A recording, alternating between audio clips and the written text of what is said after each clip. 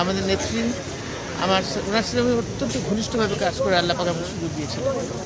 সেই সুযোগের মধ্যে ওনাকে দেখেছি ওনার দেশপ্রেম, নিরাপত্তার ক্ষেত্রে আপোষহীন ছিলেন। যখন আমি যা চেয়েছি নির্দেশে তাই উনি আমাকে দিয়ে দিয়েছেন। আমি বলছি যেটা করার জন্য আপনারা দেখেছেন যে র্যাব গঠনের ব্যাপারে, এবং র্যাবকে কিন্তু তখন রাজনৈতিকভাবে একদিনের জন্য 1 ঘন্টার জন্য আমরা ব্যবহার করি, 1 ঘন্টার জন্য আমরা ব্যবহার করি। কেউ বলতে পারবেন না, আপনারা প্রমাণ দেখাতে পারবেন। এবং উনি সেই সুযোগটা দিয়েছেন। সেখানে যদি বিএনপির কোনো নেতা, সেই নেত্রী ছিলেন আমাদের বেগম খালেদা জিয়া। স্বাধীনতা সার্বভৌমত্বের ক্ষেত্রে আর অনেক ঘটনা আমার ভিতরে আছে, যেটা আমি দেখি, আমার অনুভূতি। সেই দেশটা আমি আর উনার ছেলে আমাদের বর্তমানে একটি চেয়ারম্যান, উনার মধ্যে আমি দেখেছি সেই একই জিনিস। মোবাইলটা ঢুকে গেছে কে?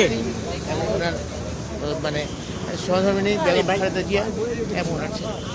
আপনারা দোয়া করবেন আমার নেত্রীর জন্য, আল্লাহ যাতে ওনাকে জান্নাতবাসী করে। আর পাশাপাশি দোয়া করবেন আমার নেতা যাতে ওনাকে ওনার উপর অর্পিত দায়িত্ব অতি ন্যায্যতার সাথে সঠিকভাবে পালন করতে পারেন, যাতে দেশের জনগণ উপকৃত। ইনশাল্লাহ থাকবে।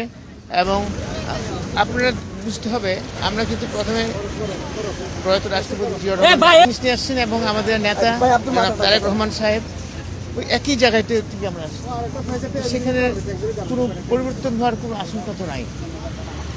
আমাদের মুখ্য লক্ষ্য হচ্ছে, আমার নেতা বলেছেন, একটা হচ্ছে দেশের মধ্যে আইন শৃঙ্খলা পরিস্থিতি উন্নয়ন করা, দুর্নীতি নিরসন করা।